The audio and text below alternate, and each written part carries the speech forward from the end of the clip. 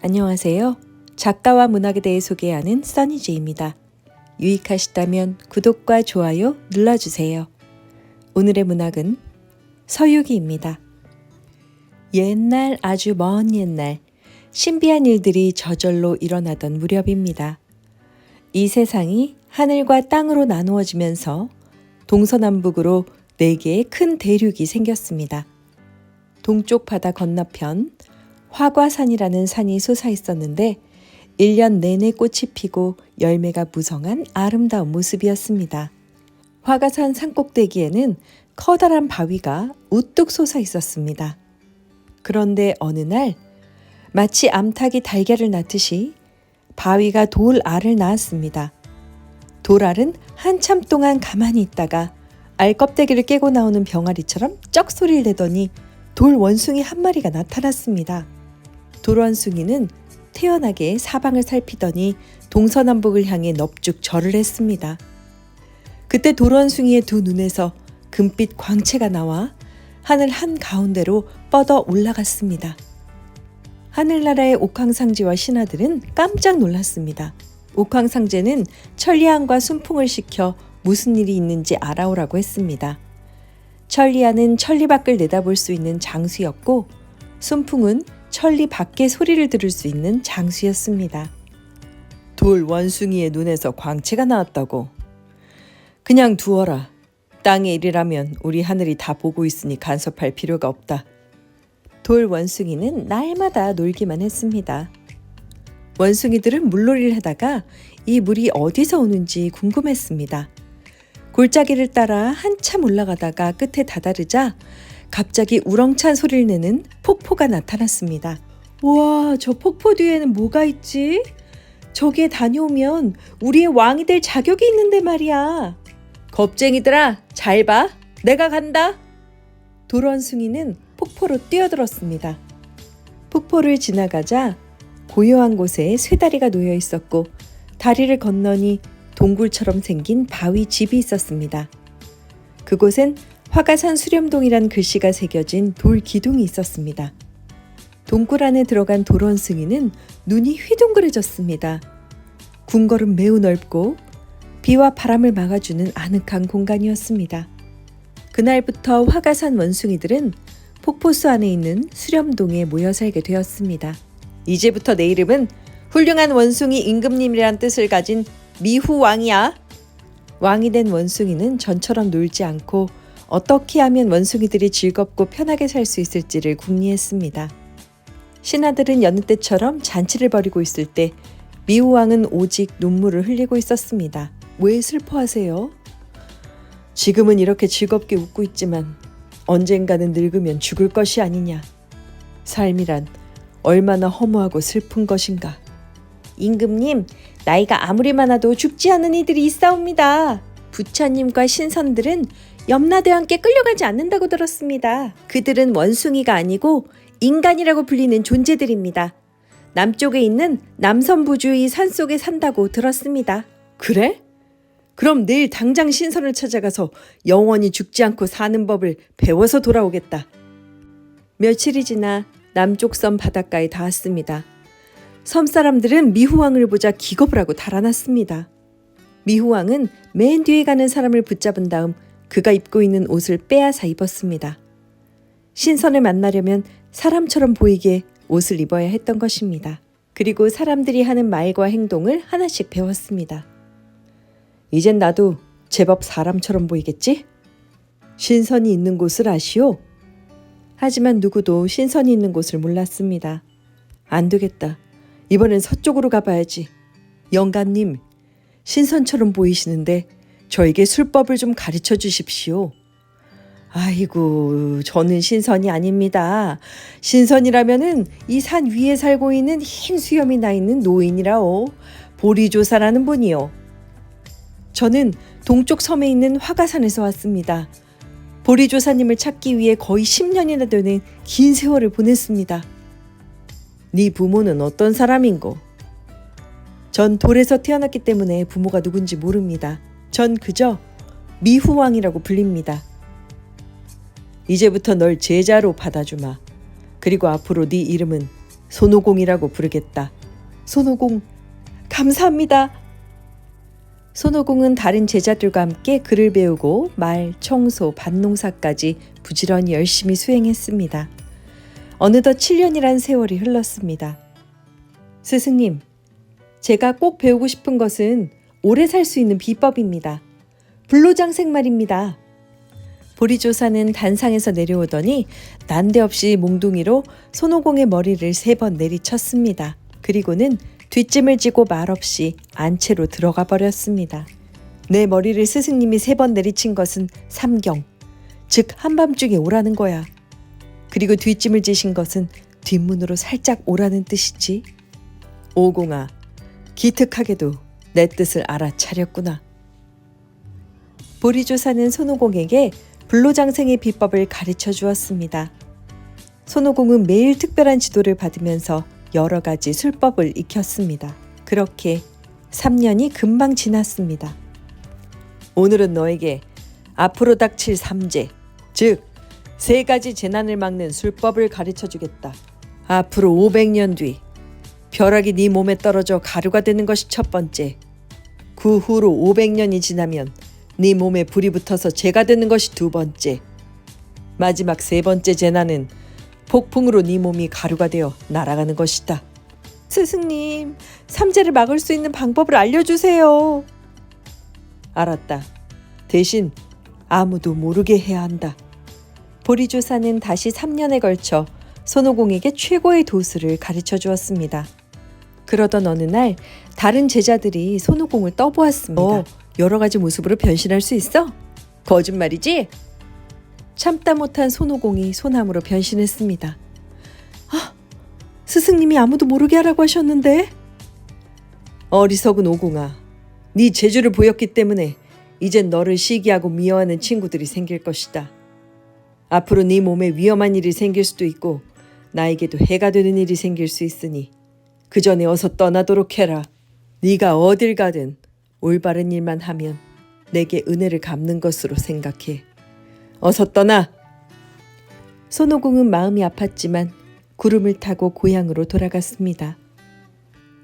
손오공이 구름에서 살짝 뛰어내리자 여기저기서 원숭이들이 숨을 죽이고 갸날프게 우는 소리가 들렸습니다. 산은 아름답지 않았고 매우 거칠었습니다. 대왕님, 왜 이제야 오십니까? 아주 흉악한 괴물이 나타나서 우리를 못살게 굴고 있습니다.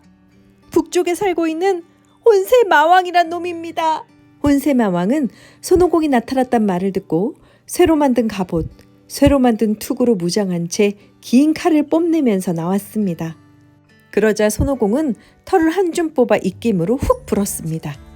그러자 수백 개나 되는 털들이 금세 엄지손가락만한 원숭이 수백 마리로 변하더니 마왕을 향해 쳐들어갔습니다. 손오공은 마왕의 정수리를 칼로 내리쳤습니다. 그러자 마왕의 머리는 수박처럼 두 쪽이 나고 말았습니다. 손오공은 마왕의 부하들까지 다 없애버린 다음 또 한 번 도수를 부려 작은 원숭이로 변했던 털들을 다시 몸에 붙였습니다. 임금님, 앞으로 혼세마왕 같은 괴물이 또 나타나면 우리가 무서우니 우리도 무기를 준비해서 힘을 키우는 게 어떻겠습니까? 손오공은 부하들에게 무기를 나눠주고 훈련을 시켰습니다. 어디 더 훌륭한 무기가 없을까? 용왕님이 사시는 바다 깊은 곳에 뭐든지 다 있다고 들었습니다. 용궁에 가보아야겠다. 용왕님, 부탁이 있어서 왔습니다. 우리 고향에 힘센 마왕놈이 쳐들어와 백성들을 괴롭혔습니다. 앞으로 그런 나쁜 일을 막으려면 좋은 무기가 필요합니다. 그래서 얻으려고 왔습니다. 용왕은 기꺼이 무기들을 내오라고 했습니다. 하지만 무기들이 너무 가볍고 손오공의 마음에 들지 않았습니다. 옛날에 바다의 깊이를 질 때 썼다는 큰 철봉이 하나 있긴 한데 사람들이 금고봉이라고 부르는데 무게가 자그마치 13,500근이나 되는 어마어마한 것이라오. 바로 그겁니다. 어서 보여주십시오. 금고봉은 주인이 마음먹은 대로 작아지기도 하고 커지기도 해서 여의봉이라고 불렀습니다. 용왕은 손오공에게 여의봉, 갑옷, 신발을 주었습니다. 손오공은 천하를 얻은 것처럼 우쭐해서 구름을 타고 다니며 실컷 놀았습니다. 하도 놀아 피곤해진 손오공은 잠이 들었습니다. 꿈속에 수상한 두 남자가 나타났습니다. 두 남자는 번개같이 빠른 동작으로 손오공을 밧줄에 묶어 끌고 갔습니다. 이곳은 염라대왕이 사는 지옥이 틀림없다. 그곳에서 손오공은 염라첩이라는 사람들의 수명이 적혀있는 책을 보았습니다. 어디 보자, 내 수명이 기껏 342세란 말이야? 손오공은 붓에다 멋을 듬뿍 묻혀 글자들을 쓱쓱 지워버렸습니다. 다른 원숭이들 것까지도 싹 다 지웠습니다.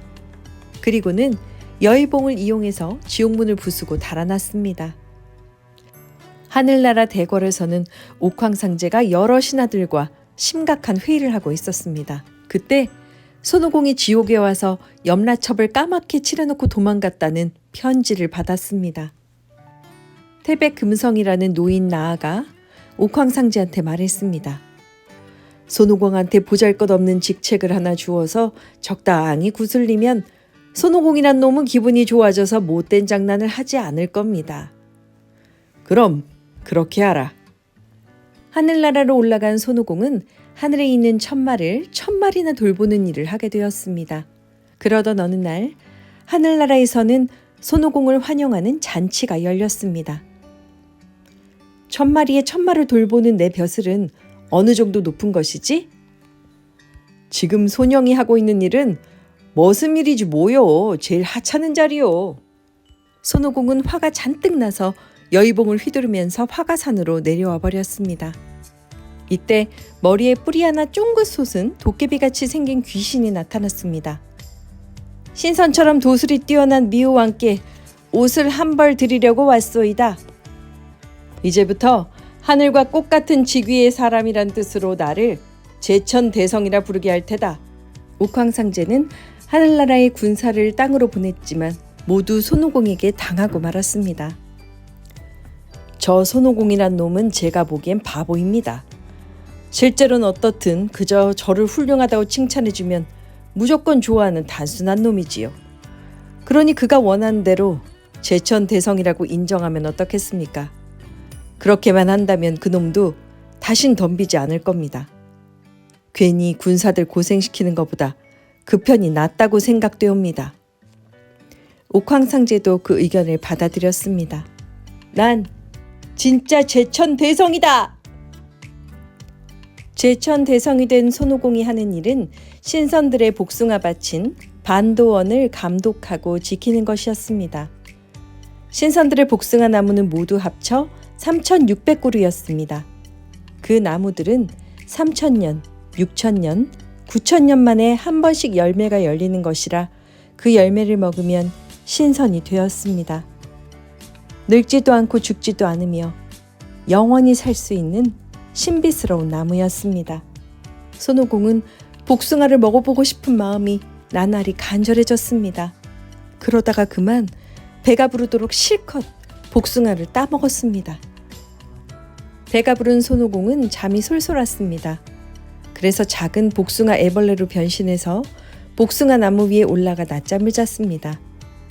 하필이면 그날은 옥황상제의 부인인 서왕모가 손님들을 초대해서 복숭아를 대접하기로 한 날이었습니다.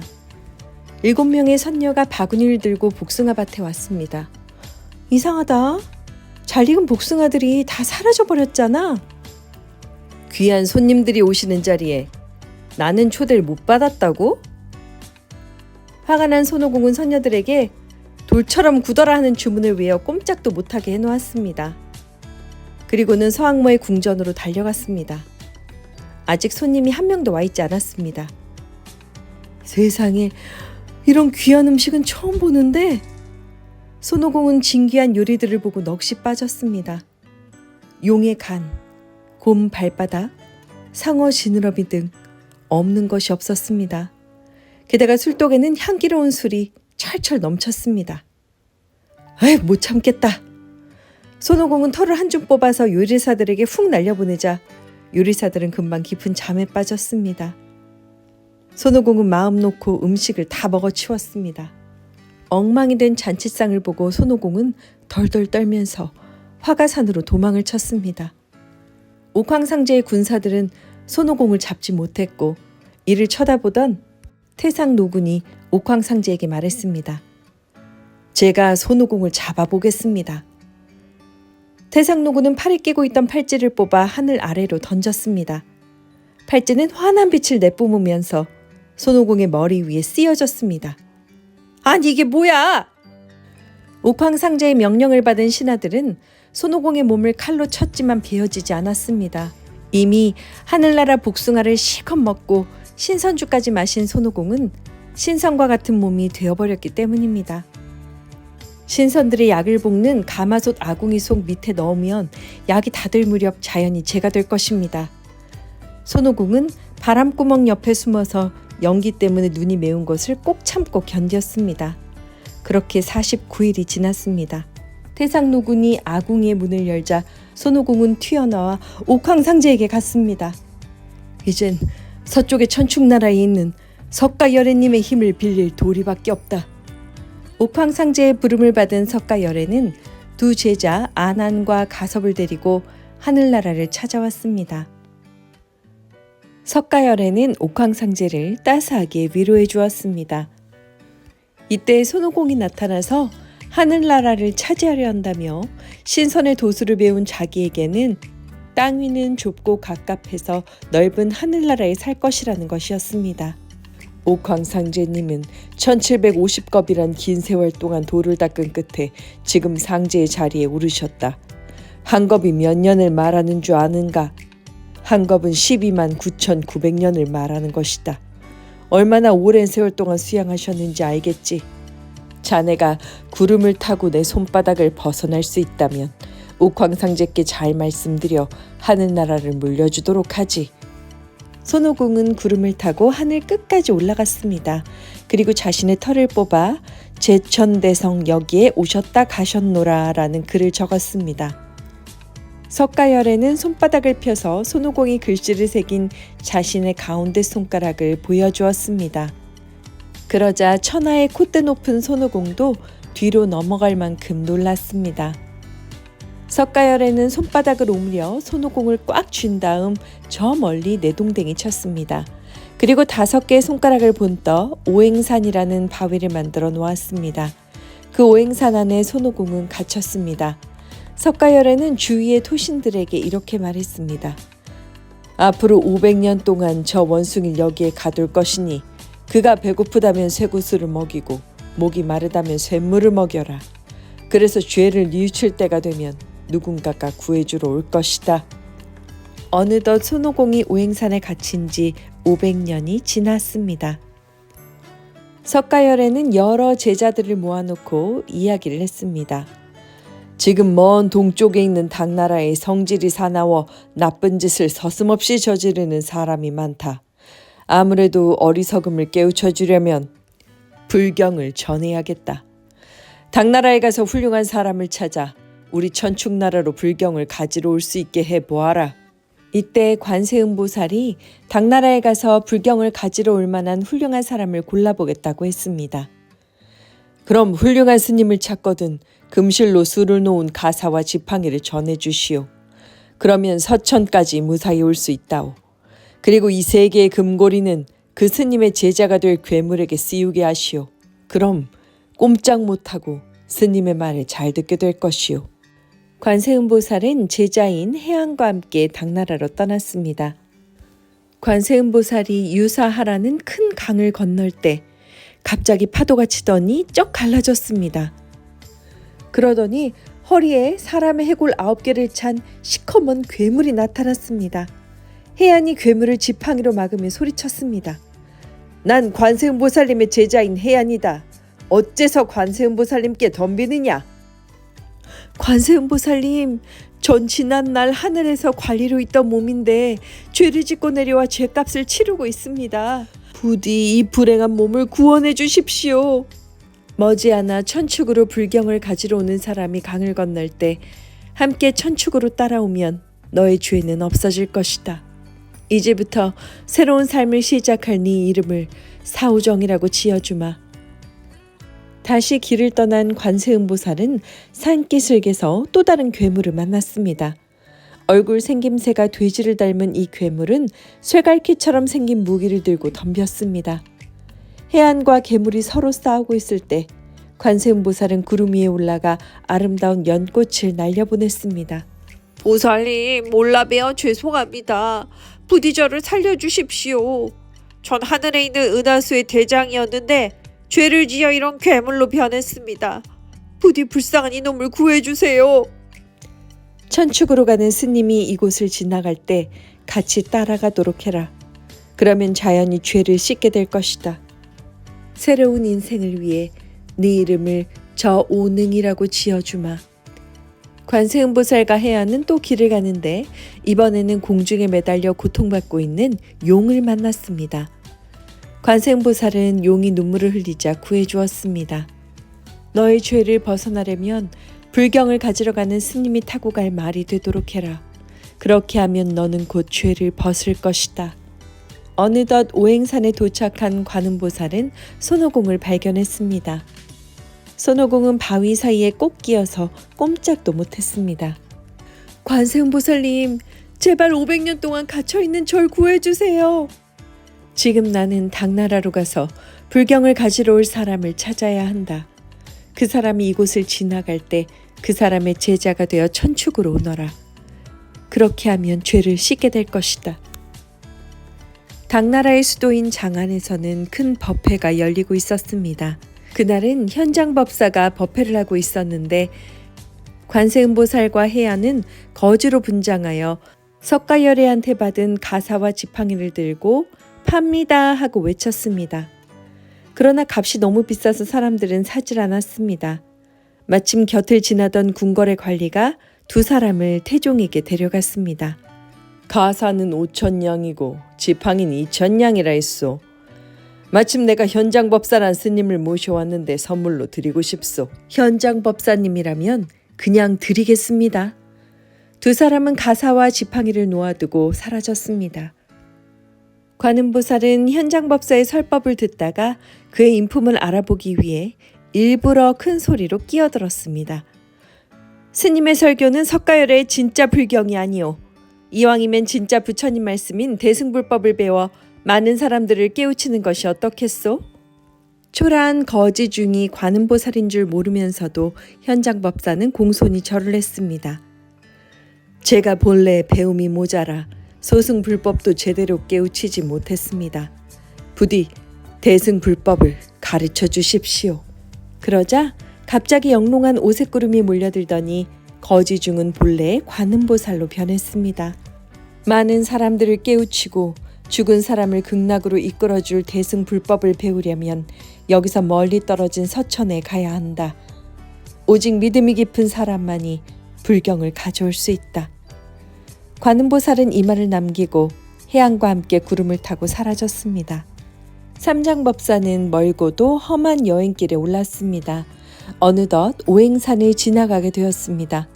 갑자기 산 전체가 울리는 쩌렁쩌렁한 목소리로 법사님 어서 오세요. 기다렸습니다. 바위 틈에 끼어있는 손오공이었습니다. 삼장법사는 손오공의 지난날의 이야기를 듣고 산 위에 올라가 석가열애가 도리에 붙여놓은 부적을 떼어 기도를 올렸습니다. 손오공이 몸부림치자 하늘과 땅이 우르르 흔들리며 바위산이 날아가 버렸습니다. 어느새 손오공은 자유가 되었습니다. 자, 이제부터 제가 스님을 모시겠습니다. 그들은 골짜기에서 산도적을 만났습니다. 손오공은 귓속에서 여의봉을 냉큼 꺼내서 단숨에 그들을 해치우고 도적들의 품속에 있는 돈을 다 꺼내 제품에 넣었습니다. 오공아, 어찌 사람을 그렇게 함부로 죽이느냐? 넌 이제 스님이 되었는데 다른 이의 목숨을 쉽게 해치는 건 무거운 죄를 짓는 것이다. 손오공은 그 말에 화가 나서 휙 사라져 버렸습니다. 길을 가던 스님은 머리가 하얀 할머니를 만났습니다. 스님, 혼자서 어디로 그렇게 쓸쓸히 가십니까? 서천으로 불경을 가지러 가는 길입니다. 제자가 한 명 있었는데 꾸중을 했더니 그만 떠나버렸습니다. 너무 걱정하지 마세요. 이 금고리를 가지고 계시다가 제자가 오면 머리에 씌우고 종이에 적혀있는 주문을 외우면 제자가 말을 잘 듣게 될 겁니다. 한편 손오공은 자신이 경솔했다는 걸 깨닫고 다시 돌아왔습니다. 이 옷을 입고 금고리를 머리에 쓰도록 해라. 손오공은 신이 나서 새 옷을 입고 머리에 금고리를 쓰는 순간 삼장법사가 주문을 외웠습니다. 그러자 손오공은 머리가 깨질 것처럼 아파왔습니다. 스님, 잘못했습니다. 네가 입은 옷과 금고리는 관세음보살님이 특별히 주신 것이다. 손오공은 속으로 뜨끔하여 삼장법사를 순순히 따라갔습니다.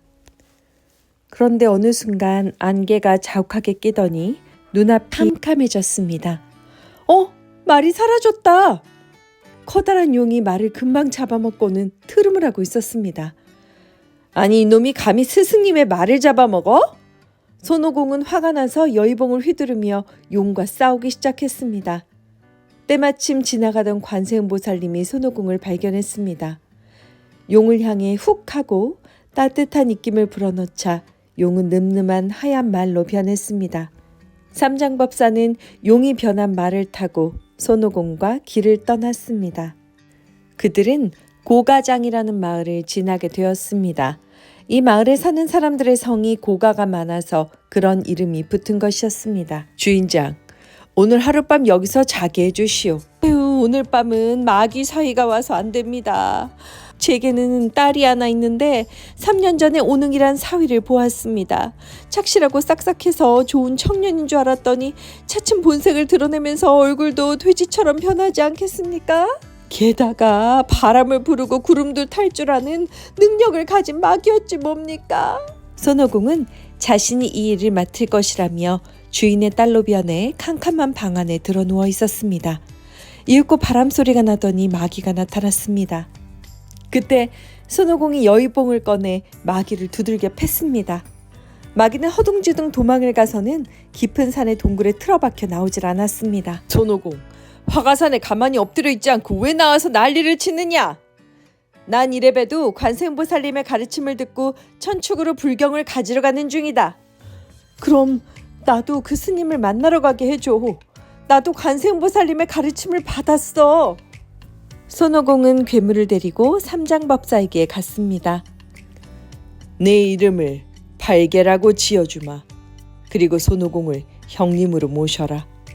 손오공과 저팔개는 삼장법사를 모시고 끝없이 넓은 들판을 걸었습니다. 하얀 모래사장이 나왔는데 거기엔 유사하라는 글씨가 새겨진 비석이 있었습니다. 그때 갑자기 강물이 소용돌이 치더니 물속에서 시커먼 괴물이 솟아올랐습니다. 눈이 불같이 빨갛고 얼굴은 냄비바닥처럼 새까만 모습인데 목에는 사람의 해골을 9개나 주렁주렁 걸고 있었습니다. 괴물은 이 사람들이 불경을 가지러 천축에 가는 일행이라는 얘기를 듣고 정신을 번쩍 차린 표정을 지었습니다. 그리고는 큰 절을 올렸습니다. 며칠 뒤 이들은 부자 할머니의 집에서 하룻밤을 지내게 되었습니다. 남편이 없는 이 할머니에게는 3명의 딸이 있었습니다. 큰딸은 20살, 작은 딸은 18살, 막내딸은 16이었습니다. 법사님, 오랜만에 건강하고 젊은 남자들을 보니 흐뭇하고 집안에 생기가 넘칩니다. 불경 가져오는 일도 좋지만 괜히 고생을 사서 하는 거 아닌가요? 모두 우리 집의 사위가 되어 같이 삽시다. 손오공은 모두가 거절하면 밥도 못 얻어먹고 쫓겨날 것 같아 저팔계가 사위가 되는 척하면서 배부르게 밥이나 얻어먹고 떠나자고 했습니다. 부자 할머니는 신이 나서 3딸을 데려왔습니다. 방림놀이를 해서 손에 잡히는 사람을 아내로 맞이하세요. 저팔계는 머리에 혹이 난 것도 모르고 쿵쿵 부딪히며 돌아다니다가 넘어지곤 했습니다. 나중엔 너무 지쳐 땅바닥에 풀썩 주저앉았습니다. 다음 날이었습니다. 모두들 깜짝 놀랐습니다. 부자 할머니의 집은 사라지고 솔밭 속에 다들 누워 있었던 것입니다. 스승님, 형님, 아우, 저팔계 살려! 달려가 보니 저팔계는 소나무들 사이에 끼어 움직이지 못했습니다. 그 일행은 만수산에 있는 오장관이란 절에 도착했습니다. 이 절의 주지스님은 진원선인이라는 신선이었습니다. 이 절이 유명한 이유는 세상에서는 볼 수 없는 진기한 과일나무가 있었기 때문이었는데 이 과일나무는 3,000년 만에 꽃이 한 번 피고 그로부터 3,000년 만에 열매가 맺히며 또 열매가 익으려면 3,000년이나 걸렸습니다. 이 인삼과라는 과일은 생김새가 정말 특이했습니다. 마치 갓난아기 같은 모양이고 손과 발까지 달려 있었으며 과일의 냄새만 맡아도 360년이나 더 살고 한 개를 먹으면 47,000년을 더 살 수 있었습니다. 지금까지 이 절에서는 30개밖에 열리지 않은 너무나 귀한 과일이었습니다. 손오공은 과일을 3개를 따서 동생들과 나눠 먹었습니다. 스님의 제자들은 다 도둑놈입니다. 우리 인삼과를 3개나 따먹었어요. 스승님이 돌아오시면 우린 이제 큰일 났습니다. 화가 난 손오공은 인삼과 나무를 뽑아 넘어뜨렸습니다. 손오공 이놈아, 넌 내 마음을 한시라도 편안하게 하지 않는구나. 스승님, 어서 도망가야 합니다. 주지스님이 신선이니 무슨 변을 당할지 몰라요. 오장관에 돌아온 진원선이는 삼장법사 일행을 굵은 밧줄로 꽁꽁 묶었습니다. 스승님, 용서하세요. 내일이면 좋은 방법이 생길 겁니다. 다음 날 진원선이는 커다란 가마솥에 기름을 잔뜩 넣고 끓이며 한 사람씩 집어넣으려 했습니다. 손오공을 먼저 넣으려고 했는데 손오공은 얼른 술법을 써서 커다란 돌을 자신으로 둔갑시켜 놓고 자신은 구름 위에 올라가 아래를 내려다보았습니다. 그들이 손오공으로 둔갑한 돌을 가마솥에 던지자 가마솥 밑이 뚫리면서 기름이 줄줄 샜습니다. 삼장법사를 가마솥에 넣어라. 손오공은 깜짝 놀라 우리 스님은 정말 죄가 없습니다. 부디 벌을 저한테 내리세요. 저를 기름에 넣어주세요. 제 잘못입니다. 진원선이는 스승을 지키고 섬기려는 손오공의 마음에 감탄했습니다. 관세음보살의 도움으로 인삼과를 다시 살려놓은 그들은 길을 떠났습니다. 천축으로 불경을 가지러 가는 길은 멀고도 험했습니다. 그들은 배가 고파 기운이 하나도 없었습니다. 백호령이란 험한 산을 지날 때 먹을 것을 구하기가 힘들어 손오공은 구름을 타고 먼 데로 날아가 있는 동안 그곳에 사는 무서운 마귀가 손오공이 언제 자리를 비우나 지켜보고 있었습니다. 이 마귀는 죽음의 마귀란 이름을 가졌는데 산 사람의 피를 쪽쪽 빨아먹는 끔찍한 마귀였습니다. 그는 젊은 여인으로 둔갑해 음식을 넣은 망태를 가지고 삼장법사 곁으로 다가갔습니다. 전 부처님을 믿어요. 그래서 스님들이 지나가시면 시장하실까봐 음식을 대접해드리지요. 배고픈 저팔계는 얼른 음식을 먹자고 했지만 오공이가 일부러 먹을 것을 구하러 갔으니 기다려보자고 삼장법사가 얘기했습니다. 그때 공중에서 휙 하는 소리가 나며 손오공의 여의봉이 젊은 여인으로 둔갑한 죽음의 마귀를 내리쳤습니다. 삼장법사가 그릇 속을 들여다보니 구더기와 진의 도마뱀이 우글거렸습니다. 하지만 음식을 놓친 저팔계는 화가 났습니다. 괜한 여인만 죽인 것입니다. 스승님이 주문을 외워서 머리를 아프게 할까봐 음식을 저런 벌레로 바꿔놓은 게 틀림없어요. 삼장법사는 누구의 말을 믿어야 할지 알 수가 없었습니다. 마귀는 할머니로 둔갑했습니다. 손오공은 또 알아보고 할머니를 죽였습니다. 손오공, 늙은 노인네가 딸을 찾는데 죽일 수가 있느냐? 넌 정말 못쓰겠구나. 넌 불경을 가지러 갈 자격이 없어. 네가 살던 곳으로 돌아가거라. 스님, 잘못했습니다. 한 번만 봐주세요. 손오공은 억울했지만 삼장법사의 노여움이 풀려 다행이라고 생각했습니다. 마귀를 알아보는 눈은 나만 가지고 있어. 스승님을 보호하려면 어떤 오해를 받더라도 할 수 없지. 죽음의 마귀는 기분이 좋아 이번엔 할아버지로 변했습니다. 보다 못한 손오공은 결국 마귀를 처단했고 그 자리엔 해골만 남았습니다. 넌 금방한 약속을 깨트렸다. 죄 없는 사람을 셋이나 죽인 너를 내가 어찌 제자로 데리고 다니겠느냐. 사우정, 넌 착실하니까 스승님을 잘 보살펴드려. 앞으로 마귀를 만나면 삼장법산 밑엔 손오공이란 제자가 있다는 말을 꼭 해. 손오공은 구름을 타고 자신의 고향인 화가산으로 돌아갔습니다. 삼장법사는 손오공을 냉정하게 쫓아냈지만 마음은 불편했습니다. 그들은 백호령을 넘어가서 가시덤불이 우거진 곳에서 길을 잃었습니다. 저팔계가 쇠갈퀴를 휘둘러 거친 가시덤불을 겨우 뚫고 나왔습니다. 그들은 나오자마자 힘이 쭉 빠져 풀밭에 누웠습니다. 손오공이 있었다면 먹을 것부터 구해왔겠지. 저팔계는 손오공을 샘내고 질투하여 쫓아낸 것이 후회되기 시작했습니다. 음식을 구하러 간 저팔계가 오지 않자 사오정은 저팔계를 찾으러 갔고 스님은 저 사이 불빛이 절인 줄 알고 갔다가 비명을 찔렀습니다. 그곳은 절이 아니고 마귀가 살고 있었습니다. 삼장법사는 마귀의 부하들한테 잡혀 기둥에 꽁꽁 묶이고 말았습니다. 사오정과 저팔계는 스님을 찾으러 갔습니다. 그들은 황포마은과 맞붙어 싸우게 되었습니다. 이때 예쁘게 생긴 처녀가 다가와 삼장법사의 몸에 묶인 밧줄을 풀었습니다. 염려 마세요. 전 마귀가 아닙니다. 여기서 서쪽으로 가면 보상국이란 나라가 있어요. 전 공주입니다. 13년 전 달을 구경하러 나왔다가 마귀한테 붙들려 있습니다. 스님께서 서천으로 가시다가 보상국에 들르면 아버지께 제가 여기 붙잡혀 있다고 말씀해 주세요. 공주의 편지를 가지고 삼장법사는 살그머니 빠져나왔습니다. 공주는 마왕에게 달려갔습니다. 제가 중마는 죽이지 말라고 부탁드렸잖아요. 마왕은 공주의 말을 들어주었습니다. 삼장법사와 일행은 서쪽으로 급히 도망갔습니다. 가다 보니 과연 보상국이라는 작은 나라가 있었습니다. 왕은 부하들에게 공주를 구해오라 명령했지만 아무도 겁이 나서 나서지 않았습니다. 저팔계는 지난날의 손오공처럼 자기도 공을 세워 뽐내고 싶었습니다. 저팔계와 사오정은 마왕에게 가서 다시 싸웠습니다. 혹시 공주를 구하려고 보상국에 국왕이 보낸 건 아닐까? 황포마왕은 아름다운 청년으로 둔갑해 보상국으로 찾아갔습니다. 황포마왕은 모르는 척하고 삼장법사를 골려줘야겠다고 마음먹었습니다. 궁궐에선 공주의 남편이 마귀인 줄 알았는데 아름다운 청년이 나타나자 혼란에 빠졌습니다. 13년 전 제가 산에서 호랑이를 만났습니다.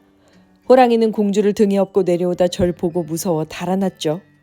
전 공주를 집에 데려와 물린 상처를 치료해주고 결혼해서 행복하게 살고 있습니다. 제가 급히 찾아온 까닭은 13년 전 호랑이가 당나라 스님으로 변신해 궁궐에 들어오는 걸 봤습니다. 정 믿어지지 않으면 증거를 보여드리겠습니다. 황포마왕이 주문을 외운 뒤 입에서 물을 뿜자 삼장법사는 커다란 호랑이로 변해버렸습니다. 국왕은 삼장법사를 쇠사슬로 묶어 우리에 가뒀습니다. 국왕은 황포마왕을 대접했습니다. 술에 잔뜩 취하자 마귀의 본색이 드러났습니다. 지금 자신이 어떤 모습으로 있는지 잊은 채 궁녀를 하나씩 덥석 움켜쥐고 잡아먹은 것이었습니다. 한편 주막집 마구간에 매여있던 말은 궁궐에서 일어난 소란을 알게 되고 본래 용이었던 말은 고삐를 끊고 용으로 변해 하늘로 올라갔습니다. 아름다운 궁녀로 둔갑한 용은 마왕의 곁에 가서 술을 권했습니다. 칼춤이라면 자신이 있습니다. 용은 칼춤을 추는 척하다가 몸을 휙 날려 황포마왕을 찌르려고 했습니다.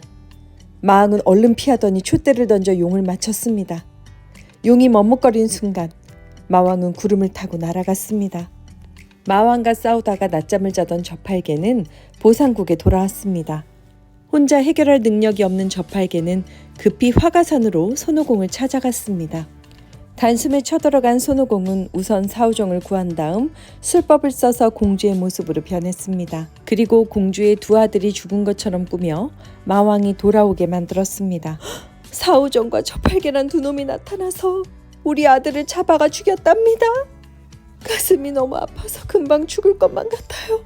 가슴이 아픈 데는 이 선단이란 약이 최고야. 어서 가슴에 대고 문질러봐. 황포마왕이 입속에서 꺼낸 선단이란 약을 손오공한테 주자 손오공은 손톱으로 툭툭 튕기다가 얼른 꿀꺽 삼켰습니다. 그리고는 본래의 모습으로 돌아갔습니다. 손오공이 부하들을 다 물리치자 황포마왕은 번개로 변해 도망갔습니다. 손오공은 옥황상제에게 갔고 결국 옥황상제는 마왕을 잡아들이고 보상국의 공주는 고국으로 돌아갔습니다. 호랑이가 되어 우리 속에 갇혀있던 삼장법사는 제자들을 만나게 되었습니다. 스승님, 어쩌다 이렇게 되셨습니까? 오공아, 정말 미안하다. 형님이 안 계시면 우리가 얼마나 위험한지 알게 됐지 뭡니까? 손오공이 돌아와 기운이 넘치는 삼장법사 일행은 곧 평정산에 닿았습니다. 평정산 꼭대기에는 연화동이라는 동굴이 있었습니다. 그 동굴 안에 사는 마귀 형제 금각과 은각이 벌써부터 군침을 흘리고 있었습니다. 은각은 부하들을 데리고 저팔계를 공격했고 저팔계는 쇠갈퀴를 제대로 휘둘러 보지도 못하고 금방 잡혔습니다. 마귀들은 다리가 아픈 노인으로 둔갑해 길가에 쓰러져 있었습니다. 삼장법사는 노인이 마귀인 줄도 모르고 손오공 보고 업고 가라 했습니다. 아휴, 우리 스승님 너무 순진하고 착하시니. 손오공은 마귀인 줄 알면서 스승의 명령이라 은각을 업었습니다. 스승님, 먼저 가십시오. 전 좀 천천히 가겠습니다. 손오공은 삼장법사 뒤에서 마귀를 죽일 작정이었는데 은각은 눈치를 채고 수민산을 불러다가 손오공을 눌러버렸습니다. 이놈 제법인데? 산을 다 가져오고. 손오공은 왼쪽 어깨로 자신을 덮쳐오는 산을 받았습니다. 은각은 더 무거운 아미산을 불렀지만 손오공은 이번엔 오른쪽 어깨로 받았습니다. 은각은 화가 나서 몸을 한번 무르르 떨더니 중국에서 가장 큰 태산을 불러다가 손오공의 머리 위에 놓았습니다. 이번엔 손오공도 어쩔 수가 없었습니다. 너무나 아파서 눈이 앞으로 튀어나올 지경이었습니다. 내가 이렇게 꼼짝도 못하고 있으니 스승이랑 아우들은 마귀한테 죽겠구나. 손오공은 슬픔을 견딜 수가 없어 엉엉 울었습니다. 손오공이 우는 소리에 놀라 산신령이 달려와 산을 치워주었습니다. 한편 금각은 부하들에게 신비한 보물인 호리병을 주면서 손오공을 잡아 이 호리병에 넣어오라 했습니다. 금각이 건네주는 호리병에는 마법이 걸려 상대방의 이름을 불러 그 사람이 대답을 하면 호리병 속으로 빨려 들어가는 무시무시한 힘이 있었습니다. 손오공은 금각의 부하들이 오는 모습을 보고 나이가 많은 신선으로 둔갑했습니다. 가슴털을 뽑아 황금 호리병을 만들었습니다. 하늘을 빨아들이는 호리병이라고 손오공이 자랑하자 부하들은 금각 호리병과 이것을 바꾸자고 했습니다. 손오공은 호리병을 바꾼 다음 얼른 사라졌습니다. 손오공은 할머니 요괴를 처치한 다음 할머니 요괴로 변해서 금각과 은각을 찾아갔습니다. 그러나 부하들이 달려와 할머니 요괴가 죽었다는 사실을 알리는 바람에 도망갔습니다. 형님을 구하려고 손오공의 동생인 오공손이 왔다. 나랑 싸우자. 동생이란 놈은 내가 이름을 부르거든 대답을 해라. 그 대신 내가 너를 부르면 너도 대답을 해야 한다. 오공손. 손오공은 여러 번 대답했지만 가짜 이름이라 효과가 없었습니다. 네 호리병이 고장났구나. 이젠 내가 부를 차례지, 은각아. 대답을 마치자마자 은각은 호리병 속으로 빨려 들어갔습니다. 이번에는 부하로 둔갑하여 금각을 찾아간 손오공은 금각의 뒤에서 불렀습니다. 금각대왕. 왜? 아무 의심 없이 대답한 금각은 호리병 속으로 빨려 들어갔습니다. 오공아, 이번에도 네 덕분에 살았다. 삼장법사가 진심으로 칭찬해주자 손오공은 신이 나서 피곤한 줄도 몰랐습니다. 삼장법사와 일행은 따스한 봄날 푸른강을 건너게 되었습니다. 뱃사공이 있으면 나오시오. 그런데 뜻밖에도 여자였습니다. 여자가 사공 노릇을 하니 참 드문 일이군. 남편은 일하러 갔소. 여자는 아무 말도 하지 않고 조용히 배를 저을 뿐이었습니다. 강을 다 건넌 뒤 삼장법사는 물이 너무도 맑은 것을 보자 갑자기 갈증을 느꼈습니다. 삼장법사가 물을 마시자 옆에 있던 저팔계도 벌컥벌컥 마셨습니다. 배가 살살 아프네? 두 사람의 배는 동글동글한 수박처럼 점점 커졌습니다. 아이고, 뱃속에서 뭐가 움직인다. 그때 주막집 할머니와 이웃 아줌마들은 깔깔 웃으며 당신네 스승이 마신 물은 자모라고 합니다. 그 강물을 마시면 아기가 생긴다오. 여긴 여자만 사는 곳이에요. 이곳 여자들이 20살이 넘으면 강물을 마시고 아기를 낳지요. 그럼 우리 스승님도 아기를 낳게 되나? 남쪽 해양산에 가면 낙태천이라는 강물이 있어요. 한 모금만 마셔도 아기가 사라진다오. 하지만 그곳에는 신선 여의 진선이 가만히 있지 않았습니다. 손오공과 여의진서는 서로 싸우기 시작했습니다. 소정, 내가 싸울 동안 항아리에 낙태천에 물을 담아? 결국 그들은 물을 가지고 돌아왔고 하마터면 아기를 낳을 뻔한 삼장법사와 저팔계는 놀란 가슴을 쓸어내렸습니다. 삼장법사와 일행은 14년이라는 오랜 세월이 걸린 여행을 했습니다. 드디어 석가열애가 계신 천축의 영취산에 도착했습니다. 일행이 배를 타고 강을 건넜는데 삼장법사가 으악하며 비명을 질렀습니다. 물 속에서 시체 하나가 불쑥 솟아올랐던 것입니다. 스님, 자신의 시체를 보고 그렇게 놀라십니까? 뱃사공이 말했습니다. 스님, 축하드립니다. 지금 헛몸이 죽고 새 몸으로 거듭나셨으니 부처님 세상에 들어선 것입니다. 세상에선 이를 해탈했다고 하더군요. 석가열애는 맛있는 음식으로 삼장법사와 일행을 대접했습니다. 그리고 제자인 아란과 가섭에게 불경을 내주라고 일렀습니다. 한편 당나라 태종은 삼장법사를 서천으로 보낸 다음 만경루라는 누각을 지어놓고 날마다 올라가 기도를 하며 기다렸습니다. 태종이 하늘을 올려다보니 서쪽 하늘에서 구름이 밀려왔습니다. 삼장법사와 그 일행이었습니다. 내가 이런 날이 오기를 만경루에서 14년을 기다렸다오. 대단하오. 안탑사에서 큰 법회를 열고 삼장법사가 불경을 펼쳐놓고 설법을 시작하려고 했습니다. 그때 하늘에서 목소리가 들렸습니다. 삼장법사는 경 읽는 것을 그만두고 석가열애가 계신 극락으로 돌아갑시다. 그러자 손오공 저팔계 사오정과 말까지 덩달아 하늘로 저절로 올라갔습니다. 석가열애와 일행은 영취산으로 돌아갔습니다. 석가열애는 대부분을 부처가 되게 해주었습니다. 그때 저팔계가 불만을 품었습니다.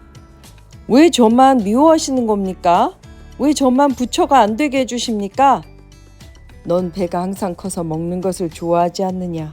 그러니 배가 늘 꺼져 있는 부처님보다는 불공 잔치가 있을 때마다 음식 심부름을 하면서 배부르게 먹는 편이 너에게 좋은 줄 알았다. 그럼요, 맞습니다. 그리고 모두들 함께 웃음을 터뜨렸습니다.